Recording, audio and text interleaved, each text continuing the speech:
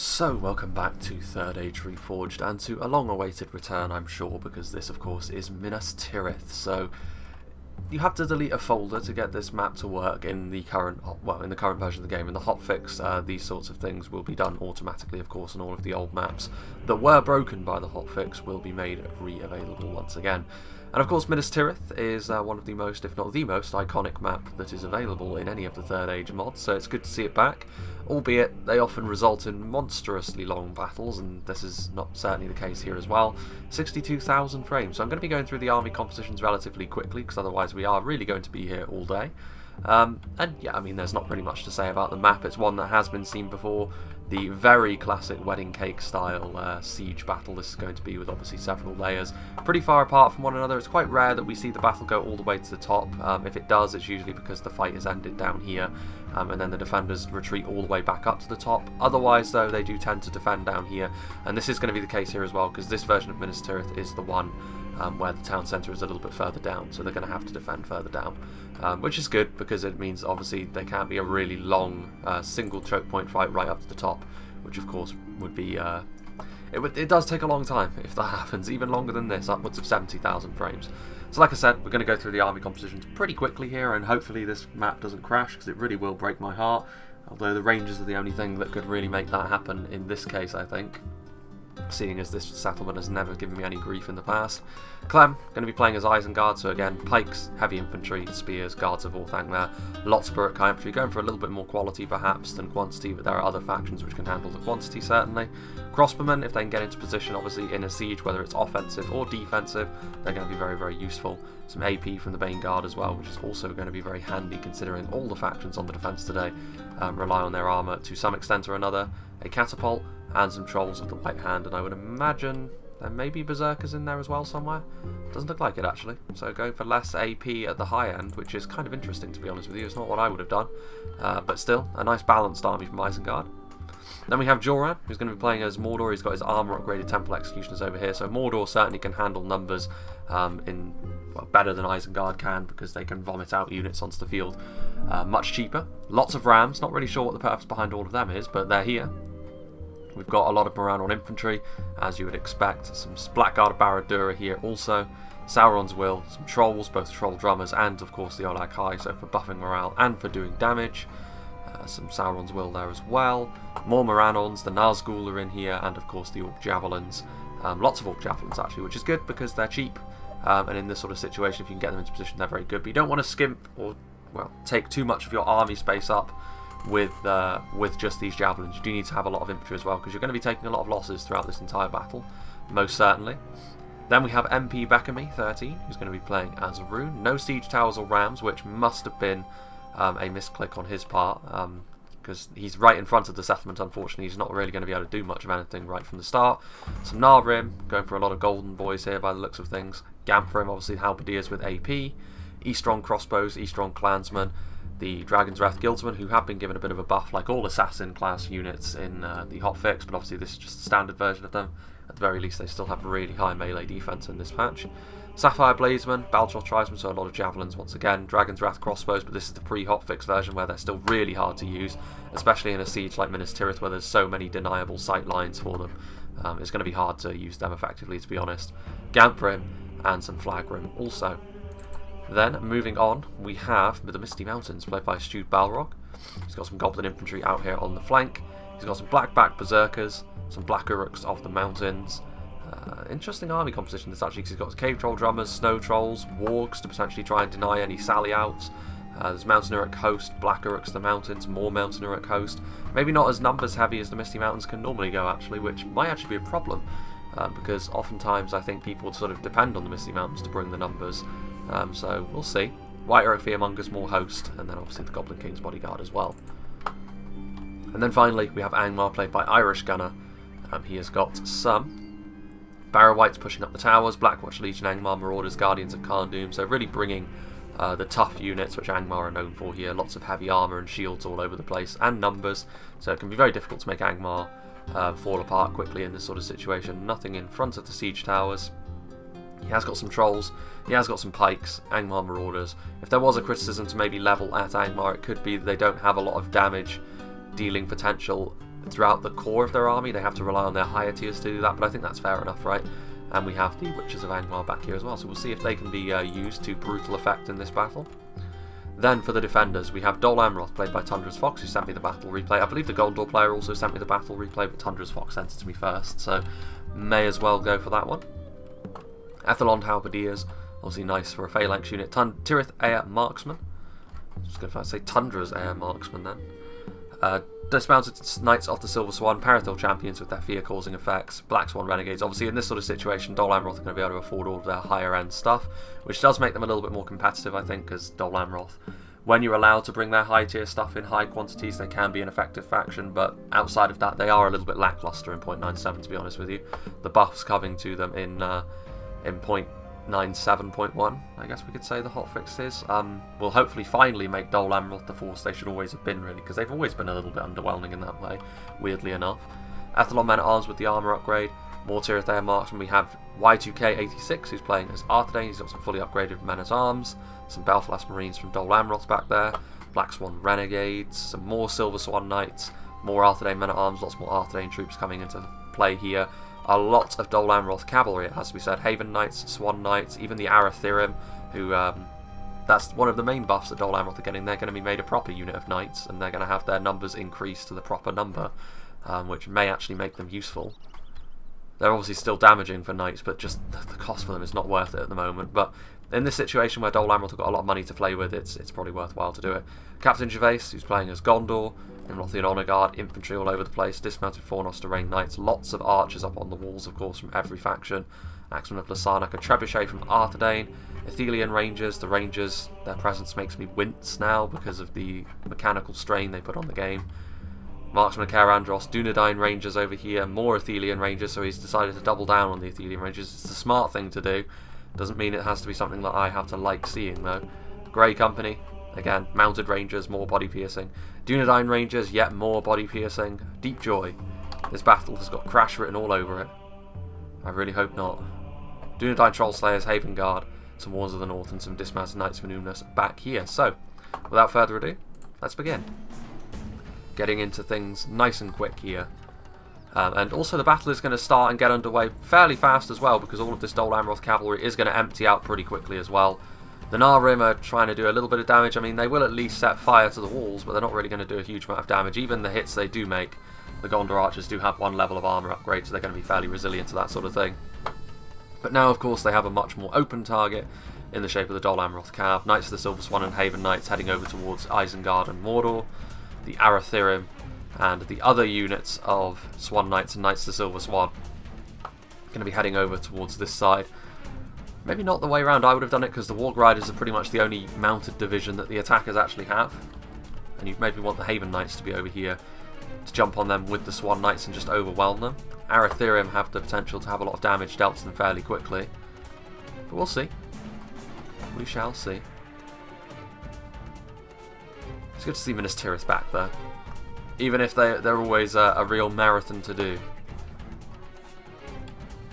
Well, I mean, the Misty Mountains were moving forward, but I mean, they really should have noticed the the quickly approaching Dol Amroth cavalrymen, and the Arathirium are going to get their lances down here, and this is going to be real bad for the Goblin infantry. I mean, they are in loose, so it isn't going to be as devastating as maybe you would worry. But I mean, still, like, that's going to be poor for them. Also, the Warg Ride is very slow on the uptake, actually. They didn't manage to get even a charge off against the Swan Knights, which means the Swan Knights are really going to have the better end of that engagement. The charge doing a lot of the damage. Obviously, that's one thing the Wargs are pretty poor against defending. Charges like that. And obviously, in melee, the Swan Knights are certainly capable of looking after themselves as well. Both units will take losses, but the charge here has really given the momentum to the Dol Amroth army. Knights of the Silver Swan also doing the same thing. The Misty Mountains are in trouble here. They're already taking a lot of damage at the hands of the Dol Amroth Cav here. And over here, Knights of the Silver Swan and Haven Knights starting to pressure the rear lines of Mordor. But Mordor's in a really compact formation. Interestingly enough, though, they don't really have any spearmen. The only real danger here for Dol Amroth is they charge too deeply into the formation and start getting hit by trolls and axemen. That would be the main concern. But honestly, like, they can probably charge into the front of that and do a decent amount of damage. If they charge into the Olag High, they can even skewer a few of them, which would be interesting to see if they can pull that off. But for the time being, micro is mainly happening over here. Snaga skirmishers doing some damage to the Arathirium, but not before they've already charged into and dealt some more damage to yet more of the Amroth, Misty Mountains infantry. Once again, trying to use the rams as sort of makeshift cover and kind of succeeding on that, to be honest with you. But again, another charge does land. Again, a small amount of casualties, sure, but they are starting to really add up. This unit of Goblin infantry over here is just being eaten alive. Got a feel for Stu Balrog over here, but to be fair, his army composition was a little bit unorthodox, and he wasn't prepared for this at all. And you always have to be prepared, I think. Like, you have to consider what is going to happen if the enemy do sally out, and he had the wargs to maybe try and deal with a small force. But Dol Amroth are one of those factions where, honestly, if they're given enough money, I would expect them to sally out from a siege, because so many of their really impressive units are their heavy mounted knights. So it does stand to reason that you can expect something like this, and the Misty Mountains have already... I mean, it's not terminal damage their army has suffered, and to be fair, Dol Amroth do need to do a lot of damage with their cavalry here to make it pay for itself, but I mean, the Misty Mountains are the ones here that are really having to do the business. They did charge into the front of these Blackguard of Barad-dûr and did a little bit of damage to them. Knights of the Silver Swan will be able to cycle in and out pretty much at will, you would imagine. And again, killing off Blackguard is definitely worthwhile, because they can be a real pain in the neck later on in the battle. We shall see if they... I mean, it looks as though Mordor are just content to just sort of let Dol Amroth wail on them here. Some of these cavalrymen are sort of carrying through into the more dangerous Sauron's Will. But even so, not many of them have died off just yet. Certainly more Blackguard have died off, and there's always the Haven Knights to pick up the slack should they be needed. The Dol Amroth cavalry now moving off, potentially to go after Angmar. If you can get in and amongst Angmar and destroy the Witches, that would be a worthwhile thing to do as well. Because I think damage has already been done to the Misty Mountains. Certainly the pace of the battle has been set. Where are the Witches? I mean, they're in here in the middle. In come the Knights of the Silver Swan, charging into the Blackwatch Legion. Also, they're close enough to the walls where the Arthedain marksmen are actually able to get a few volleys off as well. So Angmar straying a little bit too close to the walls. I mean, it's fortunate, I suppose. Oh yeah, and the Arthedain marksmen are going after the Witches as well. Definitely the right thing to do there. But the Witches, perhaps seeing the opportunity to try and kill off the Dol Amroth cav. I think they were going to fire them, but fortunately for them, actually, the Knights of the Silver Swan got out of range, I think, because I don't think that would have been all that worthwhile. You need to wait till later for a nice infantry blob to really make them worthwhile. But yeah, so far so good for the defenders, but this is obviously what you need, because as the defenders, you're always going to be pretty vastly outnumbered by the attackers, especially when you're dealing with 4 orc armies. You're going to need to start doing damage pretty quickly. A charge here, it's kind of interesting to see how the AI interprets a charge side on against the units pushing up siege equipment, but still, Knights of the Silver Swan getting a decent charge there into the Angmar Marauders, more damage being done. I have to say, this Dol Amroth cavalry is carving large chunks out of several of the attacking armies here, and Tundra's definitely doing a very good job here. We're yet to actually even get into the siege of Minas Tirith itself yet. Meanwhile, over here, ooh. Well, the Knights of the Silver Swan took tremendous losses from something, and Mordor, they are, you know, if they manage to sort of hold their lines and only Blackguard of Barad-dûr and some Sauron's Will have been killed, cost-wise, that is a very good fight for them to have taken. But again, later on, they may be hoping that for a unit like the Blackguard to push through a final defence or something. Isengard are slowly but surely making their way over. The Blackguard of Barad-dûr had pushed out. They're going after the Sauron's Will, I think. But this unit of Knights of the Silver Swan isn't going to last too much longer. They just don't have the strength anymore. Perhaps with the Haven Knights coming in as well, but that was a fairly slow charge. Joran, it's not often you see someone try to deal with cav pressure like this, but I'm not sure whether it's intentional, but from a cost perspective, so far, it's kind of even trading, which even trading is fine if you're the attackers, because you have so much more to work with than the defenders in this sort of situation. Having said that, as a whole, the Dol Amroth cavalry has definitely been a worthwhile endeavour. They definitely panicked the attackers, if nothing else. The Arthedain are back here. They need to be careful, the snow trolls from the Misty Mountains are over here, and of course they are pretty quick indeed. Combined with the added strength of the Trolls of Gundabad, if cavalry stays for any length of time in melee with them, and that may have been a little bit of a mistake there. The Swan Knights charging into all of these trolls, trying to go after, I think, the archers and the javelin men. Or just the archers, actually, it was. I mean, these combined charges, they will do damage to the trolls, but yeah, unsurprisingly, the Swan Knights do break when they got into melee with 2 units of trolls rather than just the 1. The Arthedain are shaken. That is one problem with the Arthedain. They are quite easy to break in comparison to other knights, it seems. But yeah, not a huge amount of damage done there, so one of the first misplays over on this side from the cav. There are still these Knights of the Silver Swan over here, though. They're winded at this point. They've taken... Well, they've been charging around for so long, they're starting to get a bit fatigued. Another really nice charge, actually doing a ton of damage there to the Angmar Marauders. A bit to the Goblin Band in behind as well. They need to get out of there now, though, because the Snow Trolls are on their way over, using their speed. Might be worthwhile to actually try and go after the Misty Mountains once again, although the crossbows from the Misty Mountains, which are somewhere over there, I think, could be a bit of a problem. Very good for zoning out cav. The Arthedain are here, and once again, Angmar strays a little bit too close to the walls, and of course that's the only excuse that Y2K needs to get his Arthedain marksmen firing away. Coaxing them nearer to the walls means some additional kills. And they do have the Witchers in range. Like, they're going after the Goblin Trackers, but if they can see the Witchers, they're at the same range here. If they can try and kill them off with a unit of Arthedain marksmen, that would be a brilliant catch from them.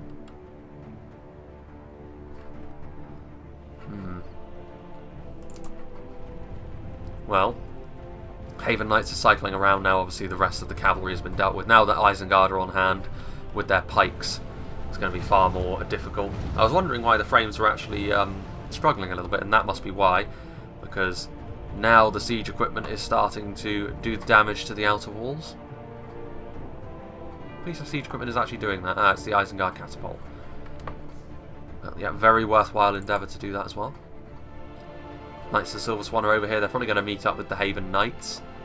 Just having a look. I mean, Rhun, they're fairly scattered. The problem with Rhun, of course, is that if you get stuck for any length of time, they've got a lot of AP, and also they've got crossbows and javelins, which are going to be capable of dishing out quite a lot of damage. So you do need to be very careful if you're going to charge into Rhun in this situation. They may look a little bit scattered, and there may be gaps in and amongst them, but they are... It's not great. Well, I say that. I don't know what MP Beckamy was thinking over here, trying to send his crossbows up to maybe soften up the initial defences, but obviously crossbows, especially E-strong crossbows with their light armour, are going to be a real magnet for any defending archers. And so it turned out to be. It might have been the Athelian Rangers causing my frames to dip as well a little bit earlier. Arthedain are in position, and the fact that this cavalry is still out here, it may be that Dol Amroth doesn't even need to keep up the relentless assault that they have been doing up until now. They can just leave them in the backfield over here, wait around with them, let the attackers move closer to the walls and sort of get the siege proper underway, and then use the cavalry a little bit later on to charge into the rear of the attacking ranks. Rhun, meanwhile, trying to zone out the Haven Knights. They will be successful. I don't know how many of them they will necessarily kill. A couple. The shields weren't coming into play, to be fair, and they may have already taken significant damage from charging into the Mordor lines.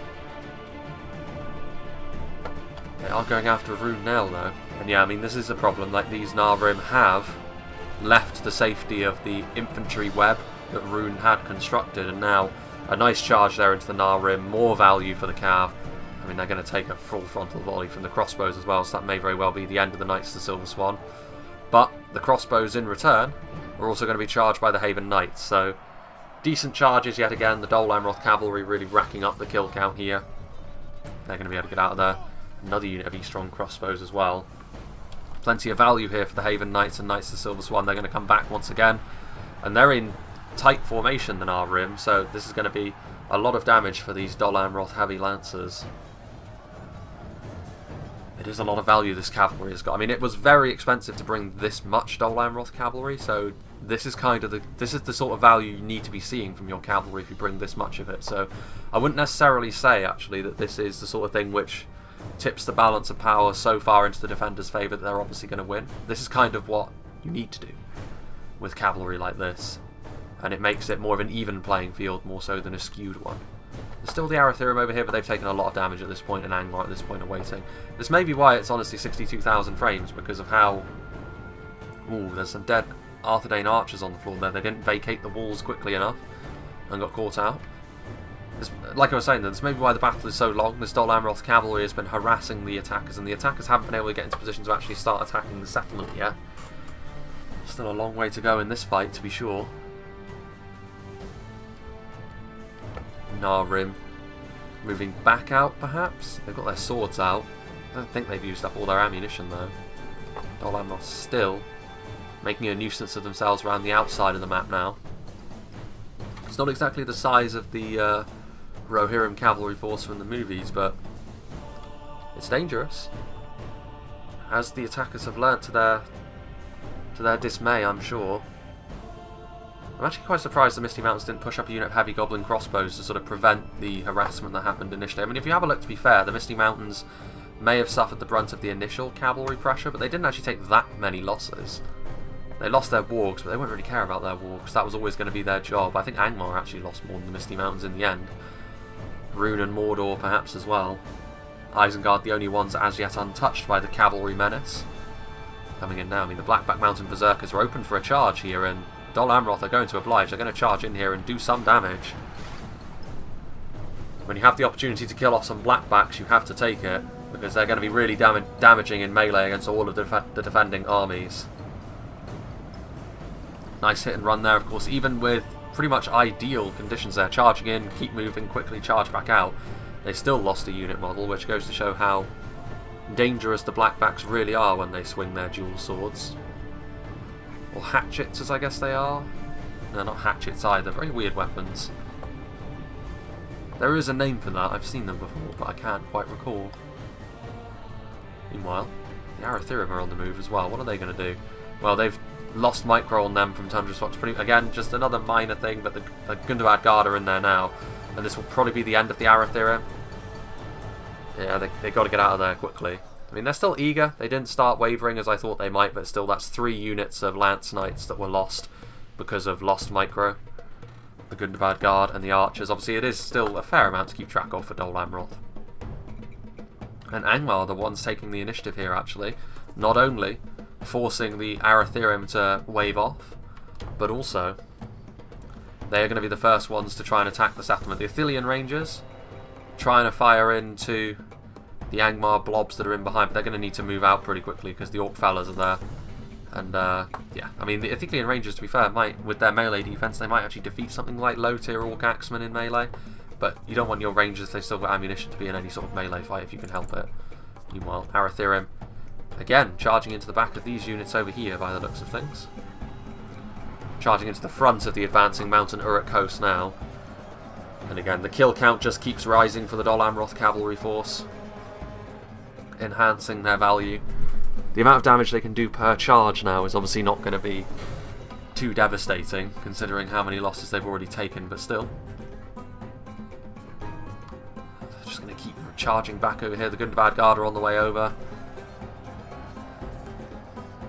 Again, another batch of casualties for the Mountain Uruk host to try and deal with the Arthedain. Only 9 of them remaining, but the Gondor Guard are on the way over. As are the Goblin Trackers. I mean, this should be the end of them, you would imagine. To be fair, they're probably doing more friendly fire with those archers than hitting the Arthedain. They're rather small targets at this point, but now sandwiched between infantry and spearmen, that should be them routing. They're shaken. For once, they've actually proven to be quite resolute. When I used them last, they routed immediately, and I was extremely disappointed with them. Haven Knights still waiting over there, still 20 of them, so still a cavalry presence out here on the field for Dol Amroth. Really have made a nuisance of themselves throughout this battle so far, which is exactly what you want. Don't allow the attackers to get settled and make it sort of a more traditional siege battle. Meanwhile, the Arthedain Rangers are going to wriggle away. But they are going to have to deal with 2 units of Orc fellas. One attacking them head on and one getting right up into the middle of their unit. I mean, obviously one-on-one, the Perithal champions easily are going to be able to win. They're a fear-causing unit as well, so if the Orc fellas are unsupported, they'll rout even more quickly. This unit of Orc fellas does need to get down in and amongst this unit of Perithal champions, however. Yeah, not really sure what Irish Gunner's trying to do here. You need to keep up the assault. Like, once you've committed forward, like, you need to follow through on it. There's no going back once you're here. There's only so many ways you can skin this cat, as the old saying goes. Athlond Men-at-Arms and Arthedain Men-at-Arms getting ready for more siege towers. I mean, again, like, now we're starting to see sort of the Minas Tirith siege proper. The gate is still open. More holes are being made. I mean, you could say, perhaps, that the Isengard should save some of the ammunition. But again, like Gondor, they have been a little bit lax, I think, in moving these units off the walls once they start taking damage. I know that you have to sort of the pathfinding goes a bit weird when you're on a wall that's falling, but you have to keep force pathing them off the wall. You can't just leave them there. And again, that's more unnecessary casualties the defenders have taken. And like I said, like the defenders, their mistakes are amplified far more than the attackers. For all the good work the Dol Amroth cavalry has done, it's very easy to throw that advantage away. Meanwhile, not sure where the fighting sounds are coming from, to be honest with you, because there aren't any, well, the Nimlothian Honor Guard are over here, but there actually aren't any units up on the walls anymore. Angmar are over here, but they're sort of just waiting at the base of the walls here.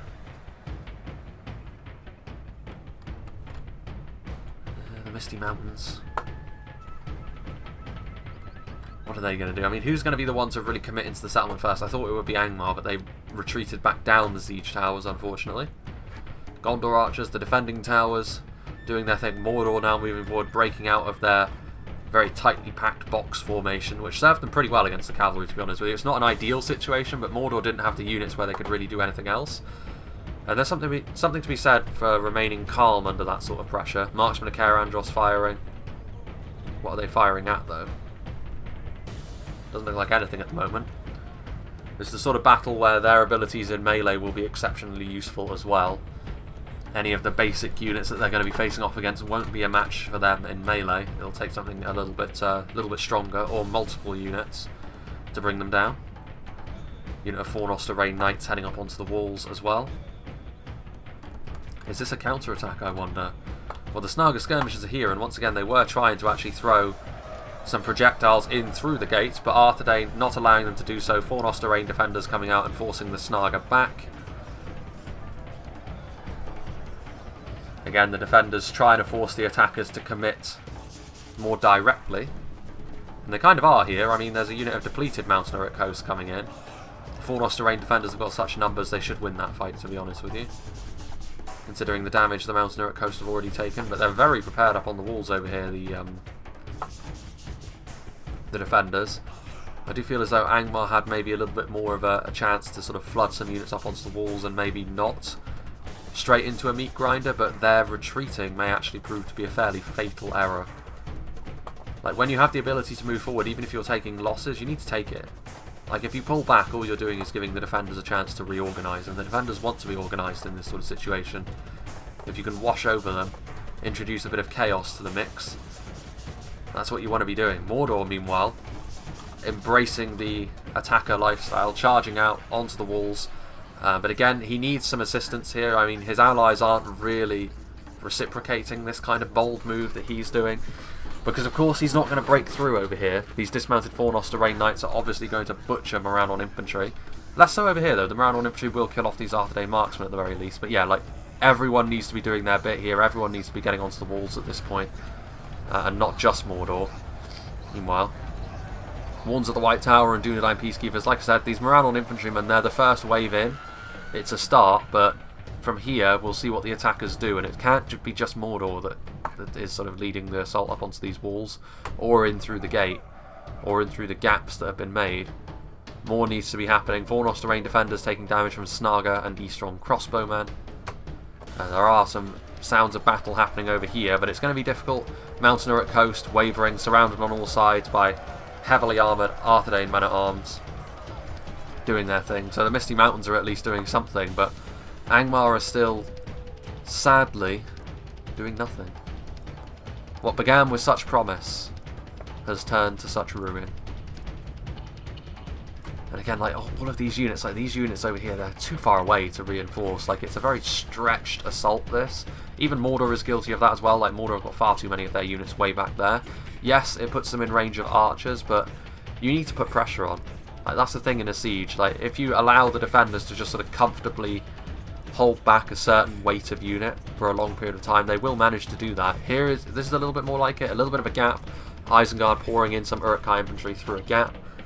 Citadel Guard and Fountain Guard are over here, though, so once again, the problem here is, in terms of individual quality, the defenders far outperform the attackers here, so they need to send forward great numbers of units quickly before their manpower deserts them, because I think this has been a very poor start, actually, to the assault onto the walls from the attackers. Mordor went forward first, but they didn't really commit any sort of quality forward. Isengard is now sort of trickling in as well. The Misty Mountains not really achieving much. Angmar somehow completely losing their bottle and deciding, like, I don't know what they're waiting for, like some sort of invitation. The defenders are not going anywhere.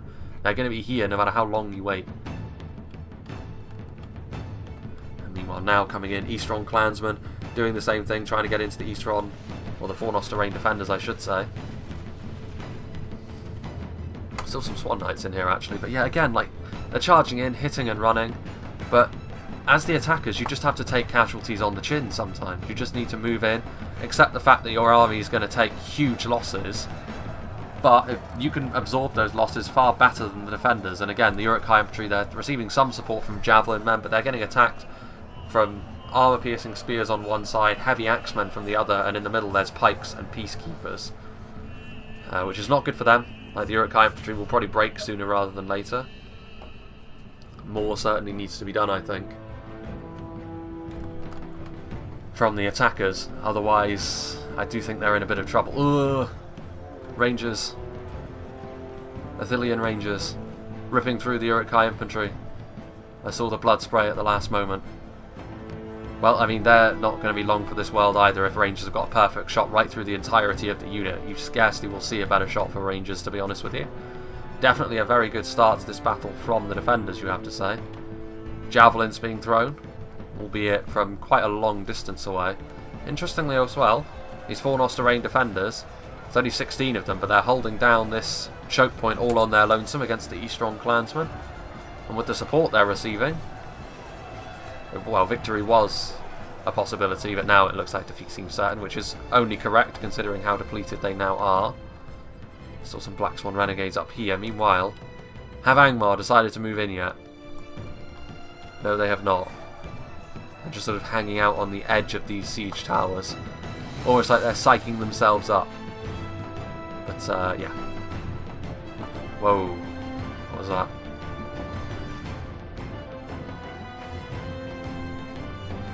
Slowly but surely through this fight. Those Rangers, they're not firing. Those are Peacekeepers. Axemen, Dunedain Rangers, not firing. Grey Company, firing. That's what it was. They're firing in, ripping through them around on infantry, doing the business there. Also, Fornost defenders being backed up by some out of ammunition TIRITH marksmen again. Just some very depleted units being used to hold down the fort here, stopping the Eastron clansmen from moving forward, and also absorbing ammunition from these Snaga. Like, the defenders will be all too happy to see Snaga skirmishers using their ammunition on out of ammo and already heavily depleted TIRITH marksmen. I mean, I'm checking over here because surely eventually, well, there has been a little bit of movement here, but only the first few men from the Orc fellas have jumped down, and obviously they're not really going to achieve all that much against Nimlothian Honor Guard and Perithil champions. They're going to be sent packing very, very quickly, you'd imagine.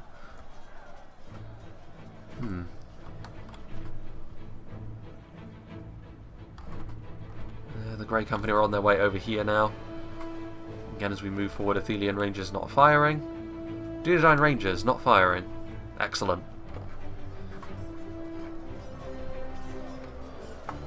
Sauron's will.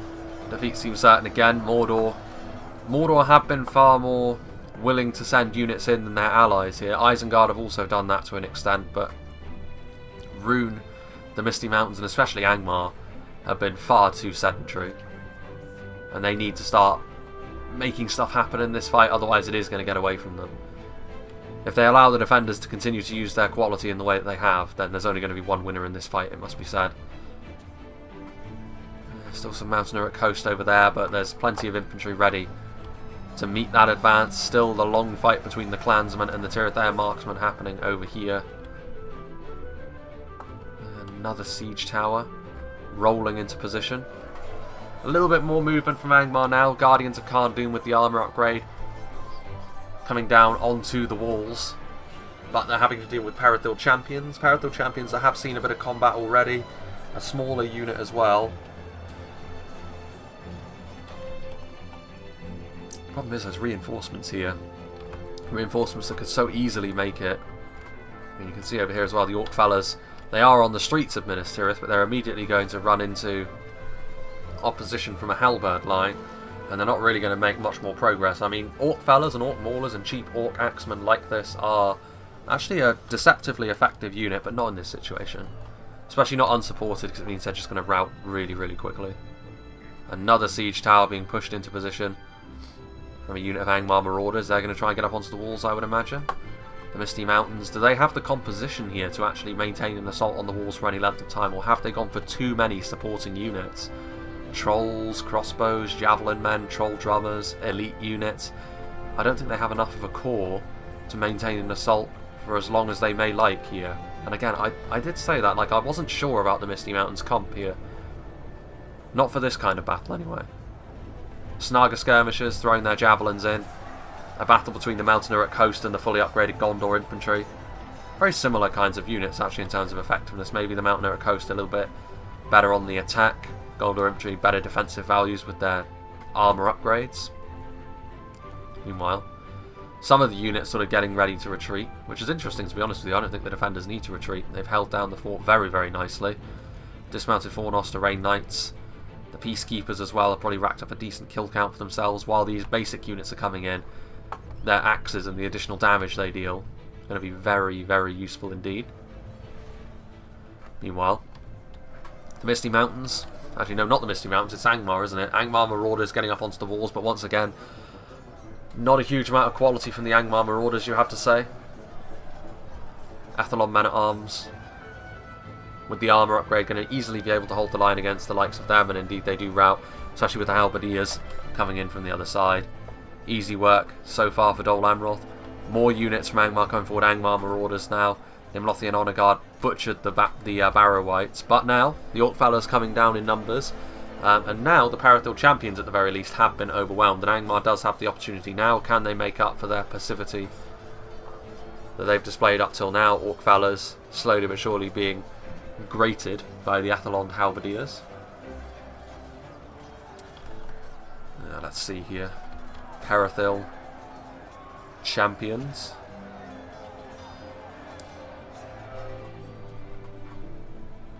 There's the TIRITH marksman as well. Out of ammunition, presumably.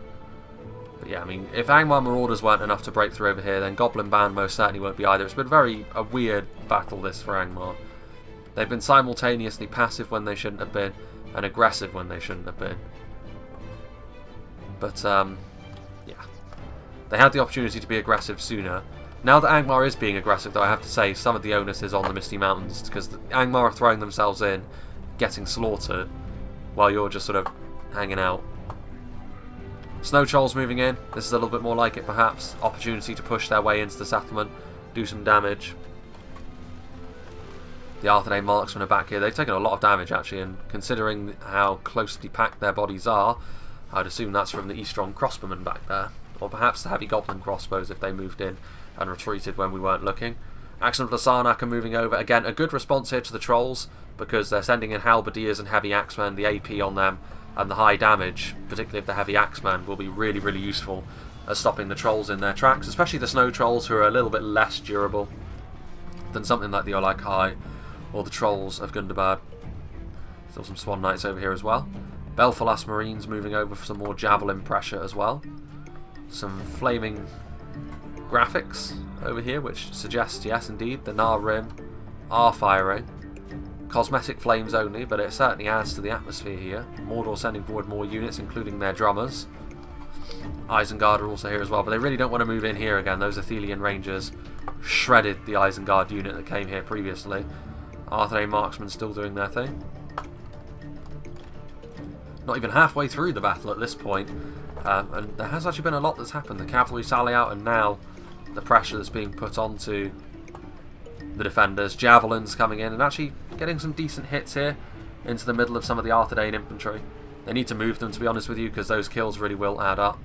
Dismounted Knights, the Silver Swan and Black Swan Renegade yet to have seen any action. The Athlon Men-at-Arms actually chasing.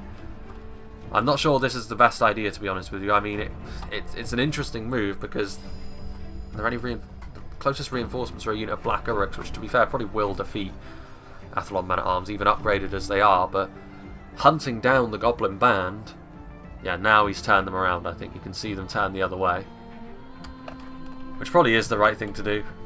Like, you want to conserve your manpower. You can't afford to waste a unit of line infantry like that on any frivolities. Grey Company charging in. They want to be careful though. They're taking damage there from heavy goblin crossbowmen. And the snow trolls in melee are not the sort of thing you want to be seeing. The witches are here. They can always be the great equaliser, of course. The attackers haven't had the easiest time in this battle so far, but all it takes is a couple of volleys from the witches and all of a sudden the battle has turned on its head. Time will tell whether Irish Gunner can use them to their fullest. Well, I mean, the Grey Company are coming back. The Eastron Clansmen are also routing. They're going to have to get through the Eastron Clansmen, however. The Grey Company do get into them, however. There probably won't be enough to kill them off here, but at least it will stop them from firing, if that is indeed the idea. In come the Snow Trolls yet again, however, killing off some of those mounted Dunedain Rangers. Well now. And unfortunately the Isengard catapult must have run out of ammunition because this wall is only damaged and not destroyed. Thillian Rangers have their bows out once again. They are firing at something. Are they going to fire at the Half-Orc Baneguard? Yeah, it looks like they are. Good choice as well.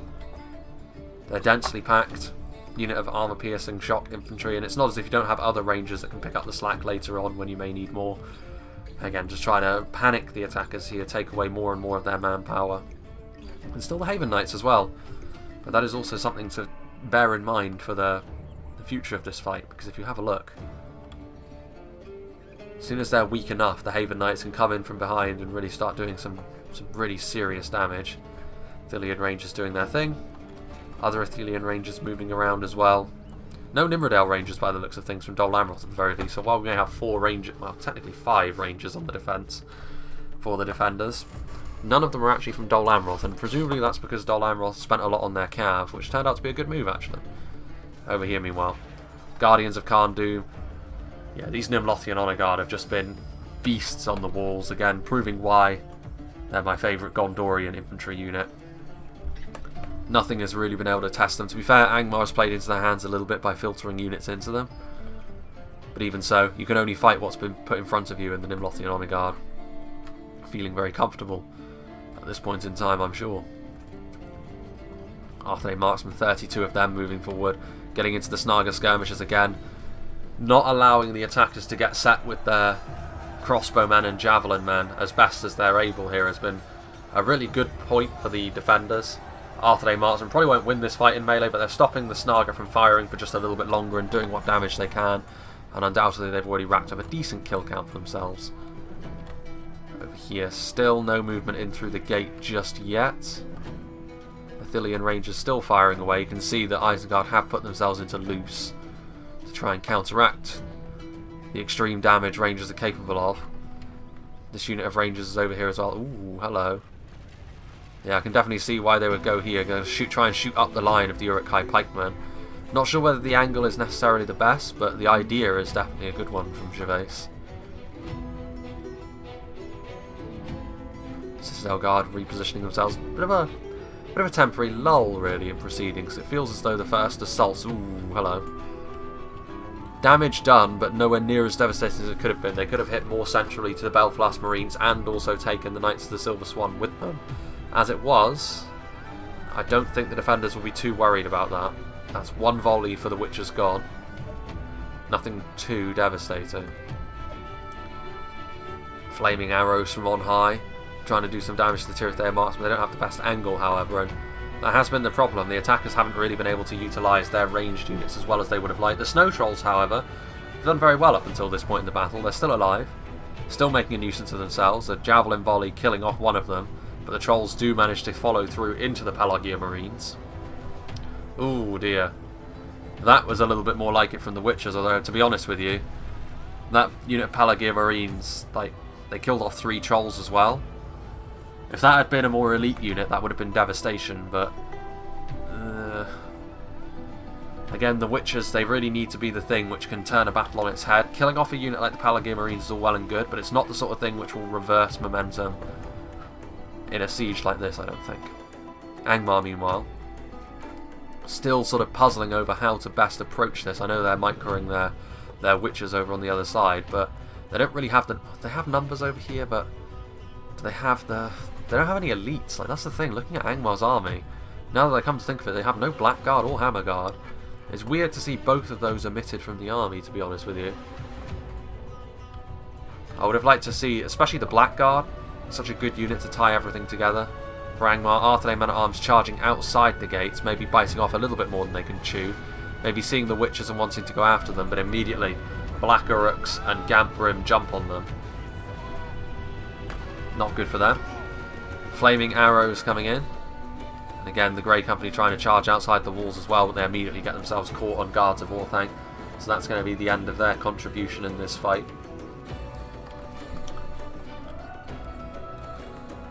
And now they're pushing in, like maybe the Witches, that damage has emboldened the attackers, and this is a little bit more like it. This will force the defenders into a response.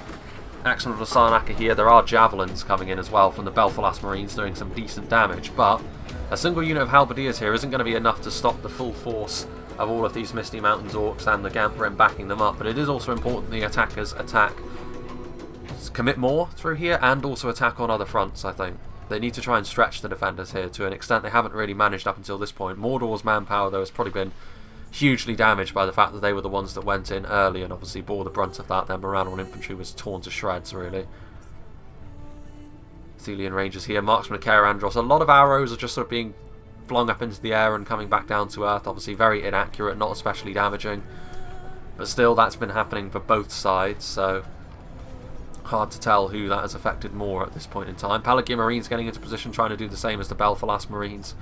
It's a big blob of infantry coming forward here, and it includes the Blackwatch Legion, so this is much more like it from the attackers. They're going to force a response here from the defenders, and the defenders, I think, they've gotten a little bit comfortable because they've been a bit slow on the uptake here. They need more units over here. More than just the TIRITH marksmen. And actually, they're peeling off here. They're going to allow Angmar to take the walls. Will Angmar be quick? Not really. But all of these Dol Amroth troops going back. Angmar needs to take this opportunity now. This would be the moment. Like, up until this point, it's been understandable why they've been slow. But at this point in time now, they need to get up there quickly. They need to take advantage of the fact that, you know, this whole area has been vacated. The Nimlothian Honor Guard are coming back now. So the window of opportunity is closing. You need to get over the walls here, because all of these Dol Amroth troops are heading back to try and stop this big push. If you allow that big push to be stopped, I think the defenders go on to win this battle, honestly. Mountain Uruk Host are coming in through the gates as well, so at least they're attacking through more than just the one choke. Are they coming over here as well? Again, they need more than just the one angle of attack here, like I said. Athelian Rangers getting into position. So again, our opportunity to zoom in on that particular blob fight has come and gone, because the Athelian Rangers are going to be shooting in there now. What have we got back here? Yeah, Dunedain Rangers as well. So 2 units of Rangers going to be laying into that area over there. And I think, to be honest, just having a look at the angle, well, it's maybe not ideal, but if you push forward a little bit further with the Trebuchet, you scarcely find a better time to use the Treb, I don't think. In come the Trolls. What else is moving back here? Half-Orc Baneguard are moving in. The Troll Drummers are close enough. They're going to be helping out the Misty Mountains troops. Yeah, defeat seems certain. Like, this is the thing. Like, they are being all of the Dol Amroth reinforcements, the Rangers firing in. This is a massive problem for them, and Angmar, like, they need to be more mobile than this. They've been far too slow, far too static. Yeah, the Trebuchet is now firing. Interestingly enough, I think that was actually more friendly fire than hitting the enemy, but they do manage to break a lot of the initial force, and unfortunately for the attackers, that assault has been sent packing. The Trolls are here. What have we got over here? I think, yeah, the Archers have actually stopped, or at least the Dunedain Rangers have. The Athelian Rangers continuing. They're also firing right up into the air. Trolls trying to do some damage, and to be fair, most of the units over here are pikemen, so the Trolls will be ideal. Unless some like armor-piercing infantry, like the passing Black Swans, get into them. The Trolls will be able to continue to do some pretty hefty damage to this front line over here, especially with all the reinforcements they're getting from stuff like the Bane Guard. Still the Drummers over here. Again, if they just... I can understand these units over here holding their position a little bit more so. Angmar, on the other hand, has just... If I didn't know better, I'd have said it was almost like a crash situation, but Angmar's still here. They're still moving units. And I think it's almost an unforgivable mistake, to be honest with you, to just allow them to get resettled. Nimlothian Honor Guard have taken some Taking some losses from the Witchers by the looks of things because of the green fire there, but not exactly the best angle for the Witchers to fire at, which means much less ammunition to be used later. And again, another failure of an assault. It's been very poor, I have to say, over here from Angmar. Javelins being thrown through the air. The Black Swans seeing some action up on the walls as well, albeit a very depleted unit of Snaga skirmishers. And those maces are going to do the business.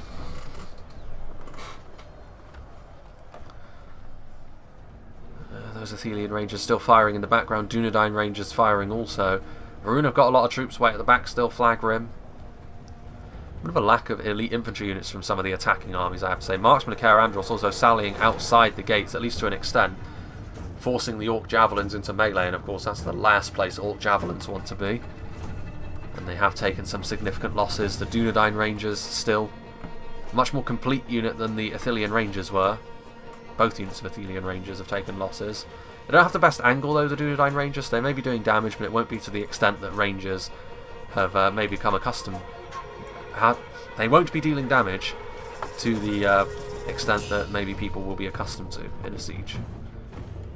Get my words out in the right order. Meanwhile, Baneguard, now Parathor champions being added to the mix as well. Bit of fear. If there's any doubt in the attackers' minds here, they will start to break. I mean, to be fair, there are guards of Orthanc right in the middle there as well. The trolls are actually being brought down now. Can't do it all on their own. And we are sort of past the halfway point at this point in time. I would certainly give the advantage to the defenders, interestingly enough. It's not often I'll do that in a siege of this size, but I feel as though the attackers have made too many misjudgments. It's possible for them to turn this around, of course. All they need is for the momentum to shift, and then as soon as they push forward they can really start to equalise on the losses that they've already taken. But again, we shall see if that happens. Ethelon Man-at-Arms fighting off here against some Angmar Marauders, being assisted by the depleted Nimlothians, but they've already, or Nimlothians, they've already certainly paid for themselves with the damage they've already done. Anything else they get is just a bonus. Angmar now, and they're giving up on this area now, which I guess is all well and good, but if they were going to do this, it should have been far sooner. It should have been far more decisive from the Angmar player. In comes some Uruk-hai pikemen. I think as well, Dunedain Rangers moving forwards a little bit more. Getting in a position to maybe fire a little bit more effectively. I mean, the attackers are winning on this front now. Nazkai are here. And they are going to push the defenders back, but have the losses they've taken on this front line been too great, I wonder? Again, friendly fire, not what the Trebuchet needs to be doing. More friendly fire, again, really not what the Trebuchet needs to be doing. They're in danger of breaking their own lines here, which would be devastating. That is the sort of thing which can turn the battle right around. The Rangers are here, not firing though. Another unit of Arthedain Rangers up there on the hill. Has he brought 3 units of Arthedain Rangers? Dunedain Peacekeepers. There's still a lot of reinforcements down here they can use, but of course they can't move because all of these units out here will collapse in on them. Forward comes some Andros marksmen. What is the Trebuchet going to do now? Excuse me. Dragon's Wrath Guildsmen, using those little naft-like projectiles they have. Not especially damaging, but armour-piercing. Snaga skirmishers moving in. And this is the dangerous part of the battle here for the defenders. They need to make a choice. I personally would actually retreat at this point. Retreat with as much as I can. I wouldn't commit forward more units into melee, as they are doing. Because yes, they're going to be able to do a little bit more damage here on the front line, but sooner rather than later, they're going to be attacked from the rear. And that's going to be bad for them. Because I mean, now is the time. Now is the time for Mordor and Isengard to move forward through the gaps that Isengard made. Haven Knights are here. What are they going to do? They're going to crush into the Orc Javelins. Not go after the other unit of Orc Javelins, though. Interestingly enough, they're going to try and recharge into these Snaga instead. I'm going to rout pretty quickly these Snaga. The Rangers are hitting them from behind. Yeah, and there they go. More significant units need to be sent in. There are some bulldogs there, which are definitely a more significant unit. They're armor piercing as well, so need to be very careful about engaging them in melee. Meanwhile, this front line still hanging on, but it's a rather thin front line at this point. You can see they are sort of future-proofing here, retreating some of these units. Gondor archers, infantry, peacekeepers, some guards of Osgiliath as well, so nice to have some pikes in the late game as always. Warns of the White Tower and Black Swan Renegades are in here as well. Orc Javies being again forced out of the settlement, trying to get their ranged units into position first and foremost, but they haven't managed to secure a good position to be able to do that yet, and as a result the Axemen of Lasarnak immediately chase them back outside the settlement. Haven Knights here still charging in, and this is some... ooh dear. That blood spray, what was that from? Actually, the frames didn't collapse on me there, so was that the Dragon's Wrath Guildsman? Could have been. Or crossbows, perhaps? There are heavy goblin crossbowmen there. More units coming forward, and they still have units outside the settlements. So obviously, the 5 armies are always going to have a lot of manpower to play around with. Meanwhile, Ethelon Men-at-Arms and Black Swan Renegades that were actually over in this part of the settlement as the Angmar player decided to abandon that. So now, reinforcements coming from the other direction, which the attackers are going to have to deal with. They will deal with them, I'm sure, but kind of something they wouldn't have wanted to do. Mountaineer at Coast dealing with the very depleted Nimlothian Honor Guard, but slowly but surely their kill count is continuing to increase. Black Swan Renegades shaken. Dol Amroth forces as well. I mean, they're having to deal with Goblin King Bodyguard, and crossbow bolts. But to be fair, the maces might be able to do a little bit of damage to the Goblin King Bodyguard. And again, it's just something which the attackers are going to have to deal with because they didn't deal with it earlier in the fight. Let's see. Axemen. It's the Trebuchet crew. Pushing the artillery back into position, perhaps seeing an opportunity to continue to use the Trebuchet. And to be fair, I think this is the best place to use the Trebuchet. I think this is the only time it's going to be truly useful. But here, the attackers now coming forward with numbers.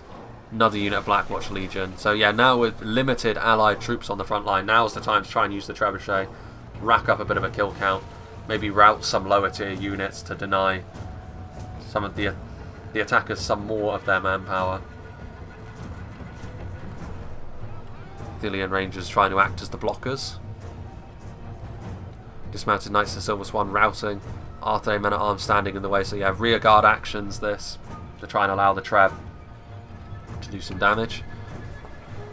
Back here, still some Dol Amroth troops in and amongst it, but of course they've routed. Nimlothians are also finally going to be brought down.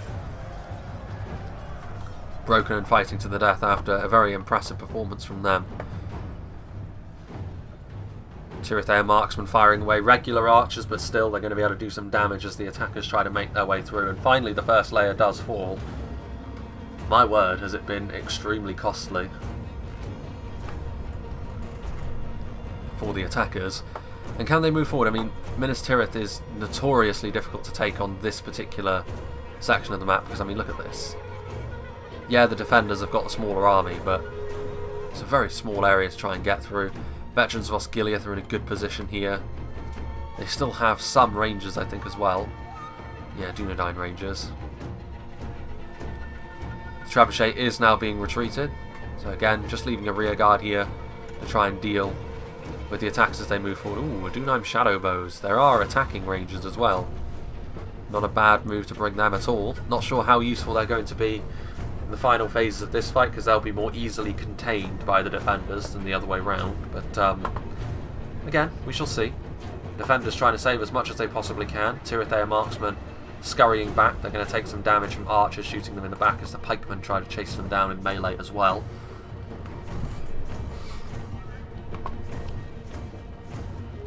And my marauders. Yeah, they still have some decent tools here, the attackers, but well, I mean, this unit here is not going to be able to get away. As always, there's always going to be some kind of unit for the defenders that doesn't manage to retreat when they're trying to fall back to a more defensible position, and in this case, it is going to be this unit of Axemen of Lasarnak. Being held in place by pikes. Going to be attacked by pikes on both sides. They're going to charge into this one downhill before they can get set, which is not the worst idea. But, I mean, here you can see they are shaken. Surrounded on both sides by decent quality pikes is never where you want to be, even fully upgraded as the Axemen of Lasarnak are. Balance of forces is even victory seems certain. Only a fool could lose this battle. Victory almost a certainty. Marching. Wild times for the Axemen of Lasarnak.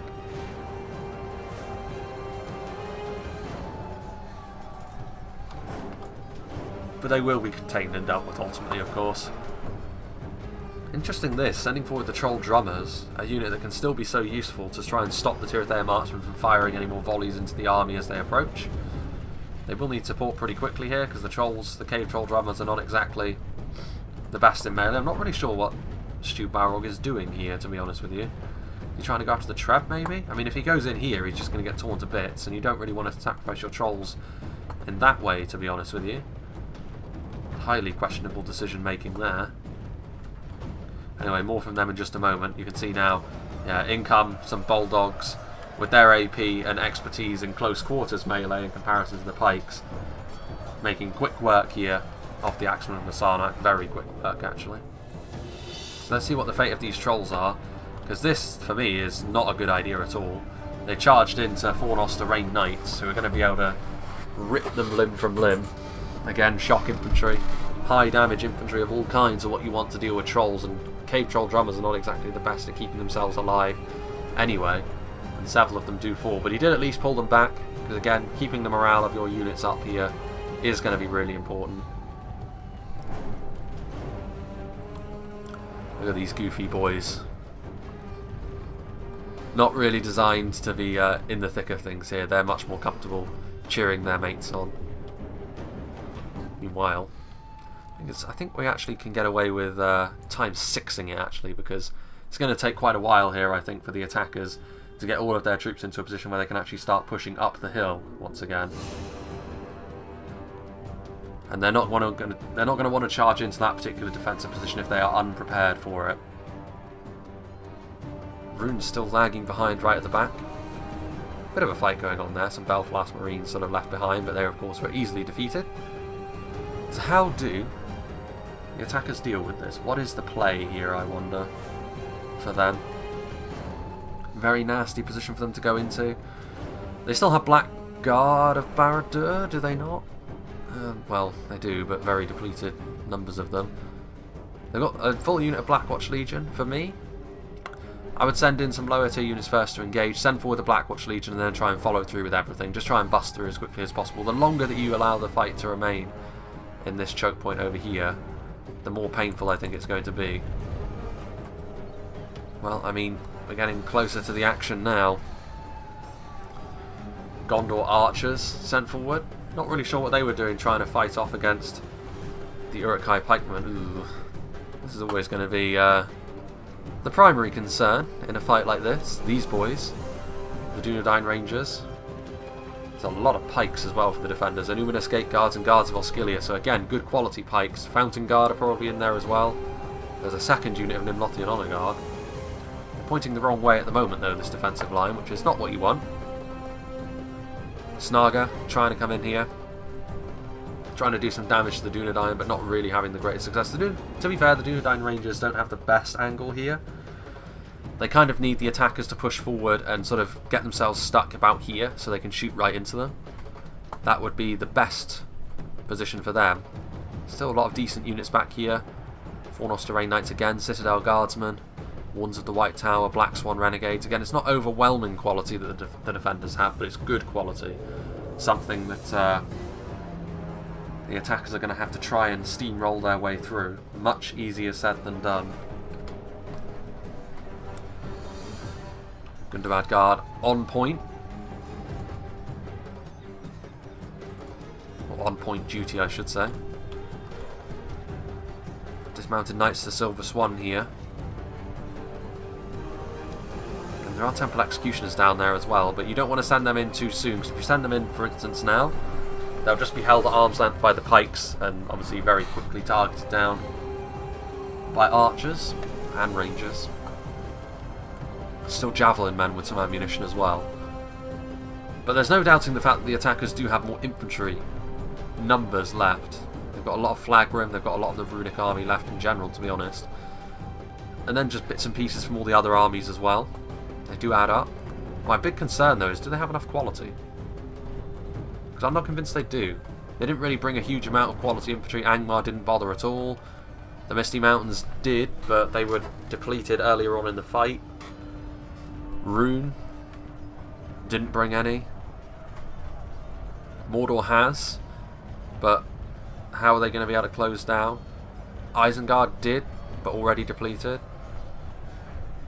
They can't really rely on just basic units to try and do all of the heavy lifting for them. Again, this is probably my least favourite aspect of Minas Tirith, is it always boils down to a single choke point fight here, and it always takes a long time before we start to see a genuine victor. The Dunedain Rangers doing some damage here, and this is the problem, I think. This is going to be the issue.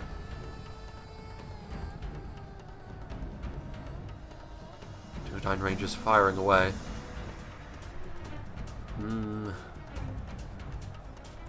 Not so sure about this one, Chief. The attackers, I think they need to be a little bit more decisive. There's still units coming in from outside, to be fair. The final unit of Flagrim taking up the slack. Is there anything left back down here, I wonder? Doesn't look like it. There is triangles around here, red triangles. And there is the artillery crew, I suppose. 2 of them, apparently. The Isengard artillery crew seems to have been invisible for the entire course of this battle, weirdly enough. Wonder why that would be. A very large pile of corpses here. But perhaps an even larger one will be formed here. I mean, fire arrows coming in. This is the issue. Like, they can't really push through here, to be honest with you, for the attackers. Such a difficult position to take. And the Rangers doing their thing as well. Arthedain marksmen chipping in what damage they're able to muster. Just try and get into a position where maybe it won't crash. Don't know about that. I think maybe that will still crash if it really gets a bit hairy, but this is as good as I'm able to manage. I'm almost convinced we probably don't need to even move the camera, because we can see what the attackers are filtering in from down there. And going up to ×2 speed, we don't really lose a great deal by doing this, to be honest with you. It's one of those rare situations where actually fast forwarding probably is the way to go about things, because it's going to be a very, very slow grind, because regardless of who starts to gain the upper hand, it will be through infantry units that are primarily comprised of pikemen, which deal a small amount of damage, of course, or we will see the Rangers and the Archers start to come into their own again. You can see Gondor Guard routing because of the flaming ammunition from the Arthedain marksmen.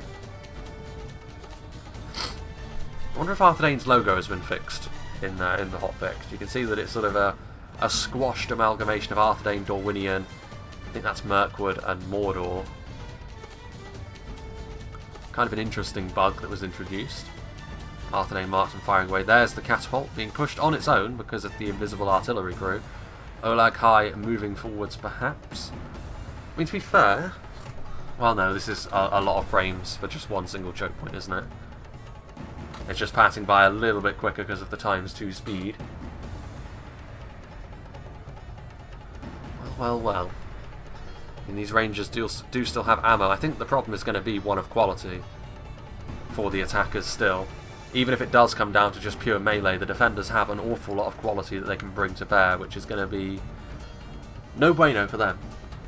No bueno at all.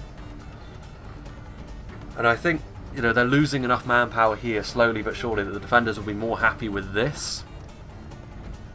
I feel as though for the attackers, if you're in this situation, you may as well try and just get a big blob together and push forwards.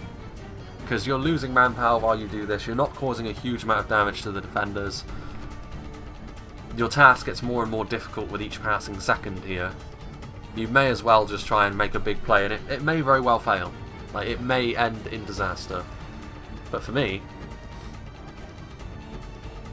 I do feel as though it's better than just sort of this death by 1,000 cuts that they're suffering at the moment. Another unit of, well, that's just the same unit of Rangers, to be fair. They're going to move back into position. Here we go. This is a little bit more like it. We'll go back down to 1 speed now. Now that we can see things happening, and we may actually need to retreat from this position. Go to on high. See the Dunedain Rangers. The Blackwatch Legion are pushing in, but Rhun needed to be on hand much faster than that. I think they needed to push in at the same time with all their flag rim. Not only would that have added more mass, it would have added a bit of AP to the mix as well. A bit more damage being dealt the other way. Athelian Rangers here, Dunedain Rangers trying to do their thing. Trolls moving in.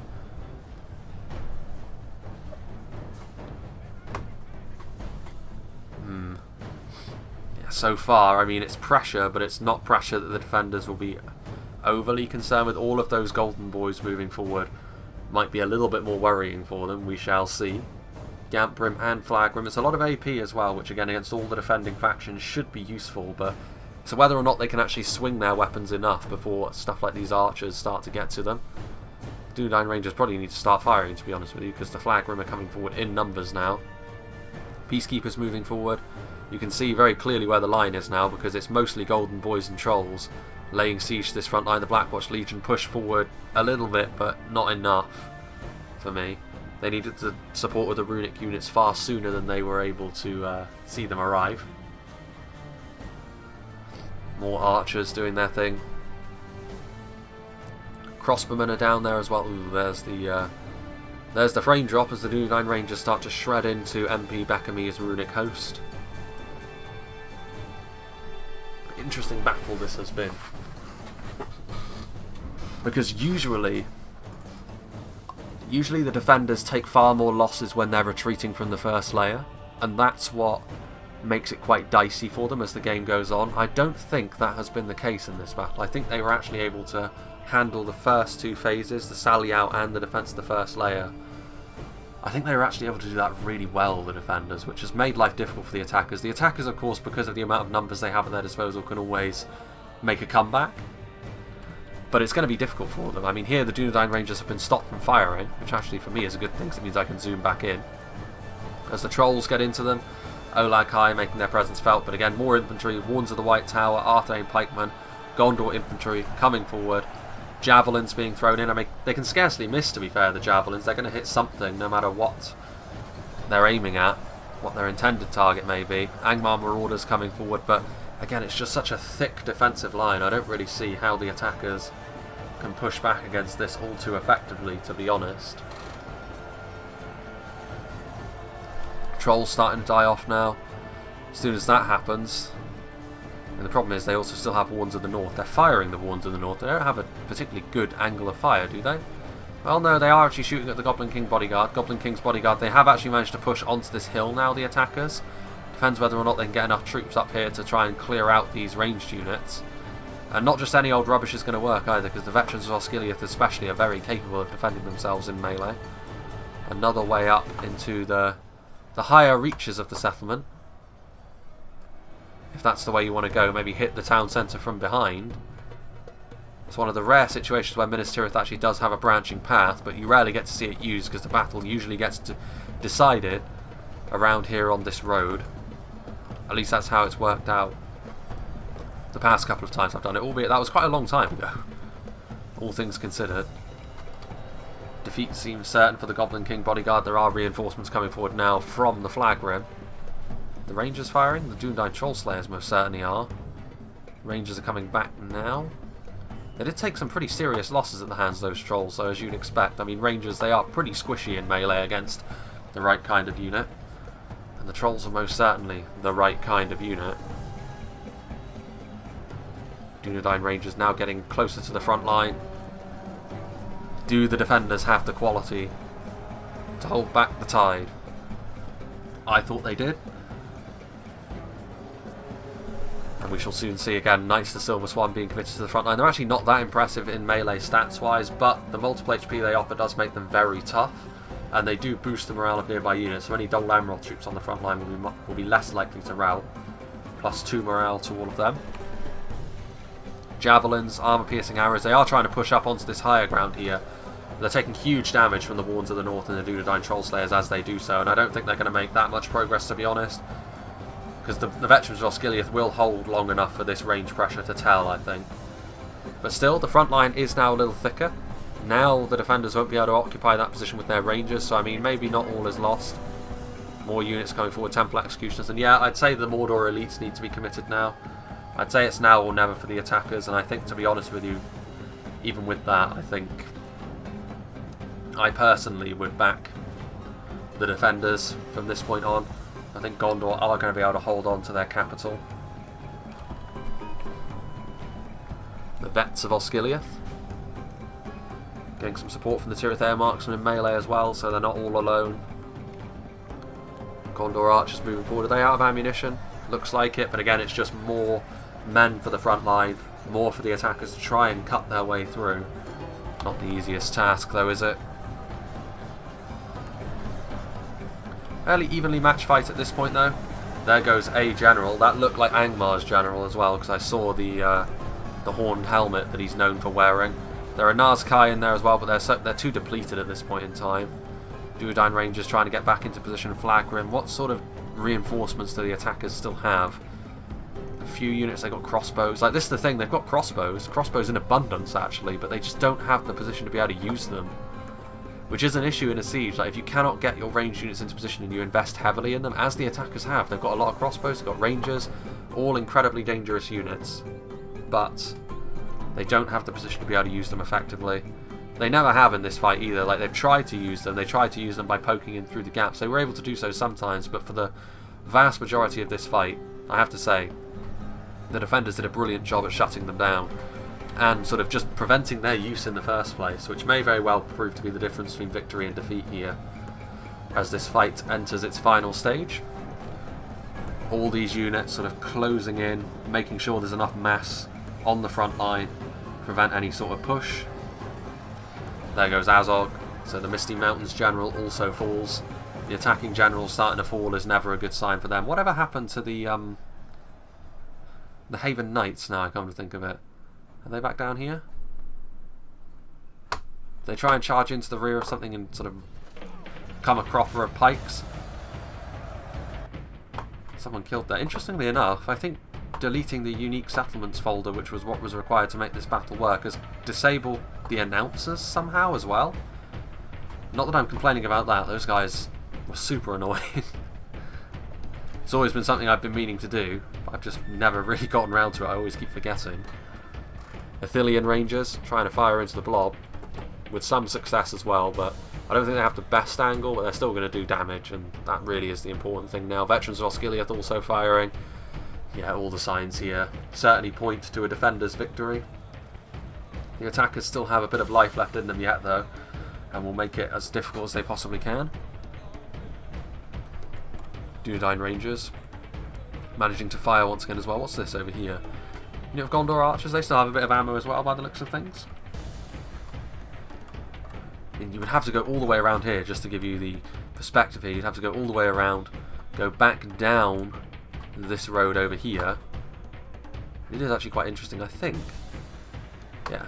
So you would have to go down here and then try and attack the town centre from behind if you wanted to make that road worthwhile. Interesting. Interesting choice to do that, it would be. Thunderous Fox still has a unit of Haven Guard back here as well, just in case. Keeping a unit in reserve. Veterans of Osgiliath have stopped firing at this point. Athelian Rangers getting into melee. Trebuchet crew. I think they're trying to fire the Trebuchet. It's pointing the wrong way though, so good luck with that.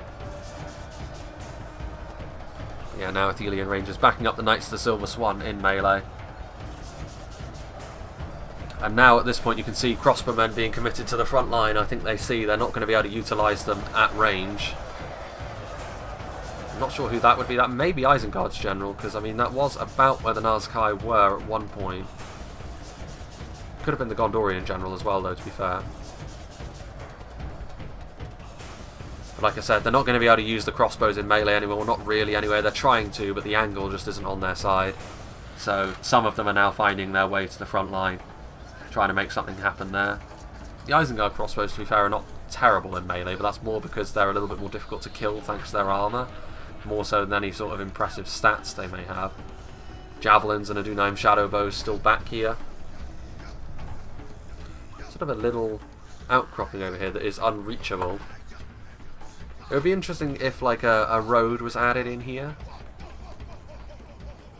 A road added in here and then up there as well, just to try and sort of split the traffic a little bit, because this is what tends to happen on Minas Tirith. This is a brutal choke point for attackers to try and get up, because the hill is such that obviously you're fighting uphill. You can't use your own ranged units all that well.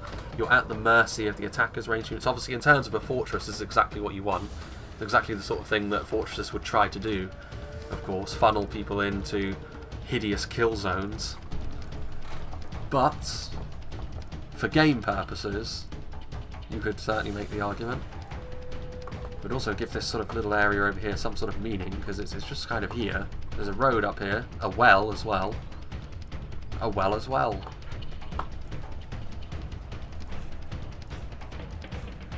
Goblin archers and veterans of Osgiliath down here now. Warns of the North firing away, Dunedain Rangers continuing to try and do some additional damage as we enter the final 10k frames of this marathon.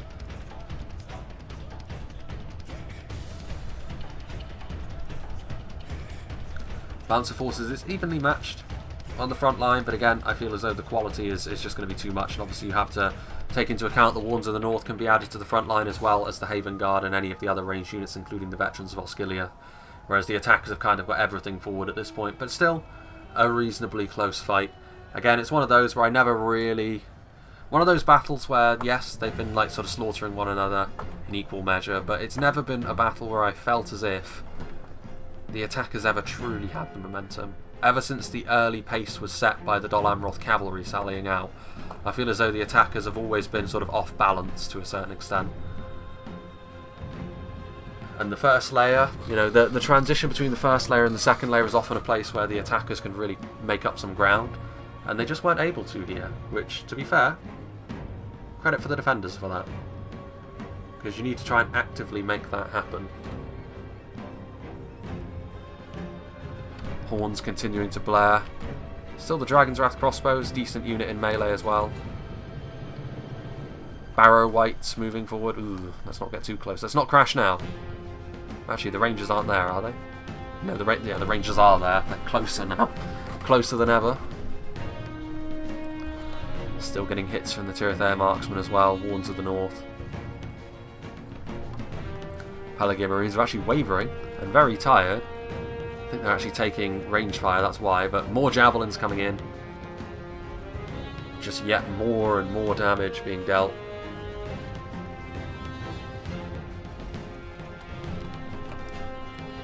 What a battle it has been.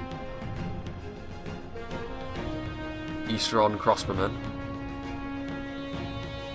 heading backwards. Obviously they're not really that useful in melee either, which is a problem for them. Man, these Dunedain Rangers, eventually they're going to run out of ammunition and I will be able to zoom in. I'm just not really willing to take the risk, not after 54k frames.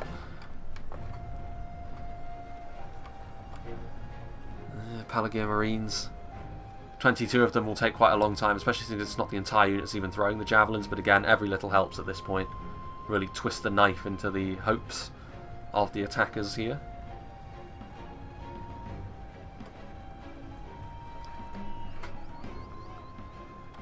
Dunedain Rangers still firing away quite happily, increasing their own kill count all the time, I'm sure. Warns of the North now out of ammunition and joining the fight in melee, as you would expect, and obviously again another unit of genuine quality on the front line is going to be a real problem for the attackers. Putting up a good fight though. All of these runic infantry units have put up a good fight on this front line, in spite of the fact that it's been so punishing for them to do so.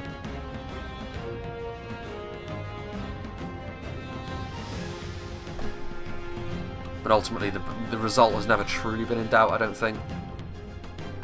Still the Haven Guard not willing to bloody their swords at this point in time. I mean, to be honest with you, I'd be very tempted to just send everything forward. Try and crush in. It'd be really embarrassing now if the attackers went on to win, wouldn't it? If they were somehow able to get their crossbows into the perfect position and just lay the defenders to waste. Still the Rangers fire. For every ranger that actually gets killed by the attacking archers, it actually means the rangers will take longer to dump their entire ammo supply. unfortunately for us. I think the Palagimmerines just ran out of ammunition. Would they be the sort of thing committed to melee at this point in time, though? I don't know, they're already wavering. They would immediately route back to the town centre anyway, so there may not be a great deal of point. Gondor archers moving forward. Still the veterans of Osgiliath firing away, albeit with not a brilliant angle. Defeat seems certain, as it has for quite a while, but you have to give credit to Rhun for continuing the fight. Dismounted Knights of the Silver Swan still alive again. They've been there for a while, even though they were in close proximity to Nazgul. Shows the fact that they are pretty resilient as long as you have support around them. They're one of those units where if you send them in on their own, they will be very, very underwhelming. But if you send them in with support in a front line like this, they're a very, very useful unit to have. Man, these Dunedain Rangers, they have like a bottomless quiver or something.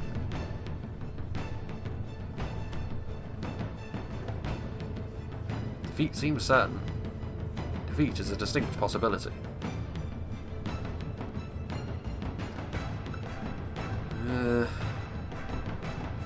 The vets of Osgiliath, they're out here. Will they be committed to melee? Depleted Ithilien Rangers as well. Man, what a grind this has been. As you would expect from Minas Tirith, of course. And actually I can't zoom in now regardless, because the Arthedain Shadowbows have come over into this position and they're probably going to shoot into the defenders now. Might be the sort of thing to turn the fight on its head, although I kind of doubt it. Ooh, man, some of those artillery crewmen were knocked off the cliff there. This is surely going to be the end of the attackers' hopes now. The trebuchet, one well-placed shot will surely rout all of the rabble. There are the Haven Guard, getting ready to come forward. Trebuchet trying to shoot, trying to sort of tilt its way into position. Well, that's quite odd. Platform 9 3/4 indeed. Phasing through the wall. Classic Medieval 2 siege, especially the trebuchet with how bulky it is. Slowly but surely, the attackers are going to be giving up the ghost here. But again, I've said it a couple of times already, but I'm actually quite surprised at how resilient Rhun have been on this front line, because it has been primarily their units. They have been supported by Angmar's Barrow-wights and the like as well, and a few of Mordor's units like Nazgul and Temple Executioners, but the main body of the army that has been fighting for the past 10k frames has been Rhun. And the Flag Rim, withstanding a decent amount of punishment, again showing why Rhun often depend upon their golden boys, because they are just a very dependable unit. Now though, I think they are finally crumbling. And you can't really blame them too much for that. It has been a punishing and bruising encounter for them.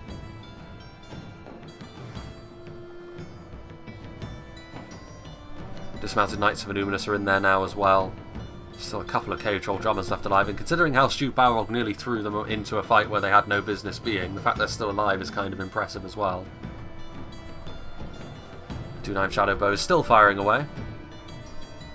And actually, as the attackers, or defenders I should say, advance further down the hill, more and more will the Rangers be useful. As I say that, Joran retreat to them, which actually is exactly what I wanted to see. Because it means, nope, the Rangers are still, for fuck's sake. Come on. Give me a break. These bloody things, they're like an infestation. Crossbowmen. They're actually firing down the hill, I think. Yeah, they are. Firing into the Triton as they move up, so we can zoom in without too many worries. And yeah, the quality has been the thing. To be fair, depleted at this point, the armies. Quality largely comes down to stuff like the Haven Guard, ones of the north at this point, but pikes, brilliant defensive position, the likes of which Minas Tirith obviously does offer. Uruk-hai crossbowmen coming back as we enter the final moments of this fight.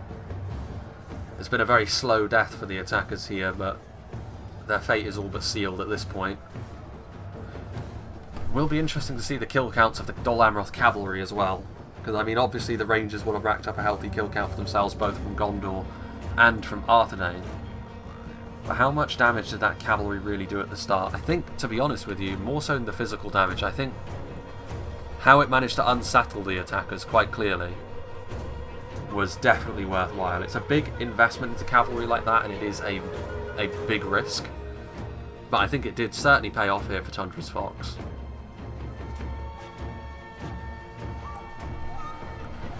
Well, what have we here? Baltroth Sapphire Bladesmen, 29 of them still remaining. They actually do less javelin damage than the Seafarers, which is one reason why they're getting a buff and the Seafarers are getting a nerf in the hotfix. At least with regards to their damage, because obviously the Sapphire Bladesmen are another one of those units that's quite underwhelming at the moment. They can be very useful in certain situations, especially in a place like this. If you're winning in the late game, they can really be the thing to hammer home your victory, but they're not the thing which is going to be capable of turning around this kind of monstrosity. Really, only something like the Witchers would be capable of doing something like that, because if you hit centre mass here, it would do devastating damage, and then you could maybe try and layer your skirmishers to shoot through what's left of the defenders at that point, but that's not going to happen here. Still a few Barrow Wights left. Heavy Goblin Crossbowmen now making up the lion's share of the front line. Warns of the North taking point with the dismounted Knights of MINAS. I think that's just about it. I mean, other than the Rangers, Joran is down the hill. He's probably going to admit defeat actually before anything else happens, because I don't think the defenders are going to chase them all the way down. Well, there go the Heavy Goblin Crossbowmen. Again, not surprising at all. Baltroth Tribesmen, despite being much lower in number, half the strength in number to be honest, showing themselves to be far more resilient. Defeat seems certain for them. The Vets of Osgiliath.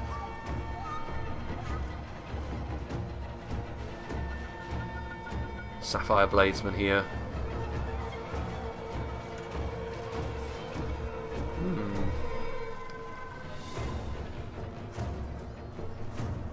Well, there's nothing else for me to really say about this battle at this point in time.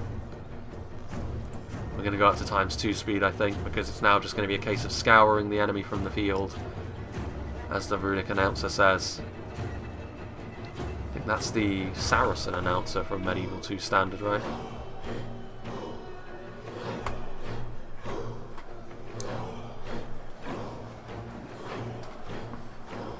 Well, I mean, they've managed to keep this assault going for longer than I reasonably thought possible, the attackers, but ultimately I think ever since they weren't really able to capitalise on the defenders retreating from the first layer, I think that was the most telling moment in this fight. There goes the runic general, killed off by a veteran of Osgiliath. There he was, you can see his dead body here, where my cursor is. Dismounted Knights of MINAS chasing them down, the final 1k frames. The Rangers and Orc Javelins here, the last thing remaining. It's a shame the Haven Knights seem to have been defeated earlier on in the fight. I don't know where they died off. They might have died off in that blob over there and their corpses are just concealed. Warns of the North, Dismounted Knights of MINAS taking point into the Adunaim Shadowbows, and there we go. Mordor and Sauron sent packing. And that is going to be the end. A well-earned victory by the defenders here, because I think they all played well. No real mistakes made. There were mistakes made from the attackers, I think, especially Angmar being far too slow on the uptake.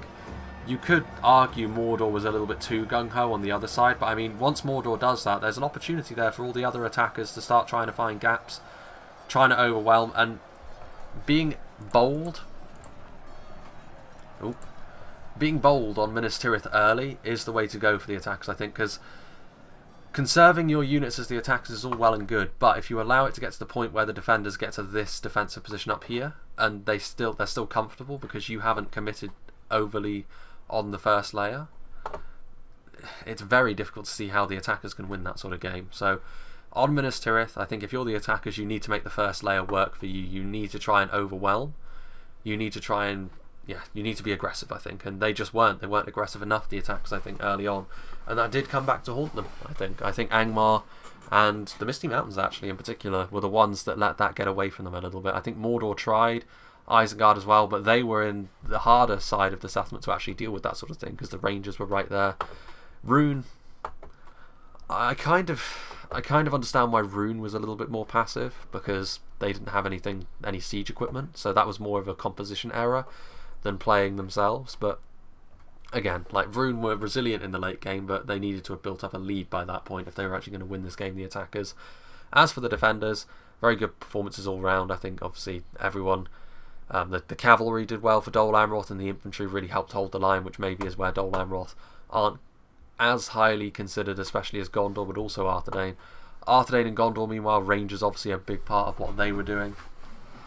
Nimlothian Honor Guard, I think, were also very effective.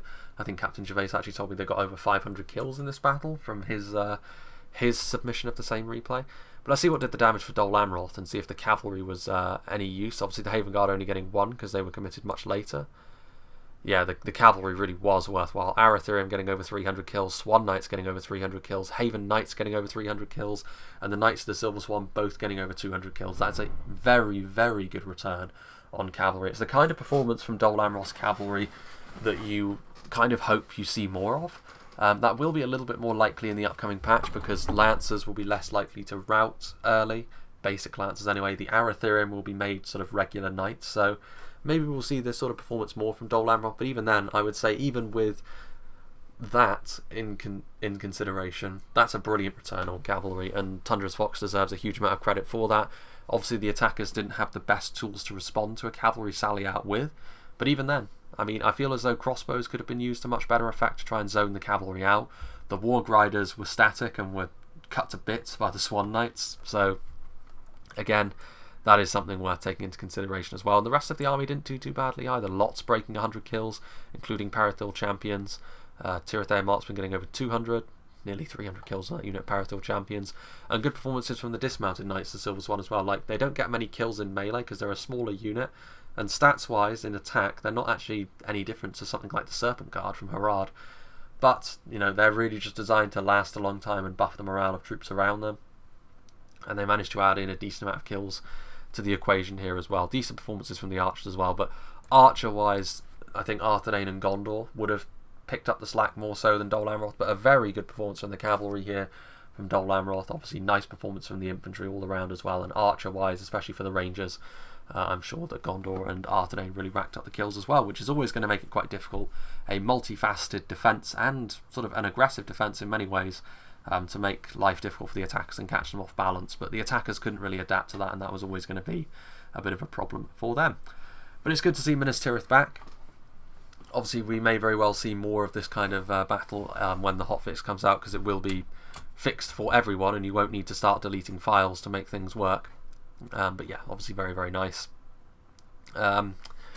Yeah, I'm not sure what's going to be next. Again, I have been sent a lot lately, like I said, so I'm just sort of trying to work through them a little bit more methodically. Obviously, when something like this comes up, I do tend to push it towards the front of the queue, because obviously it's a nice iconic battle, and it's been a little while since we've seen Minas Tirith, so always nice to see it once again.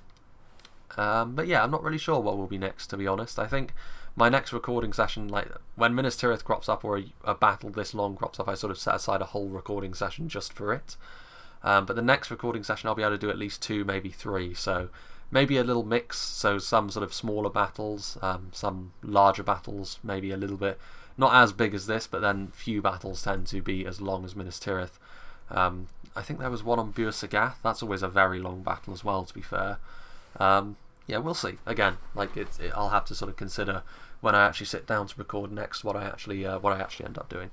Yeah, big thank you to Tundra's Fox and Captain Gervais for sending this one in, it must be said.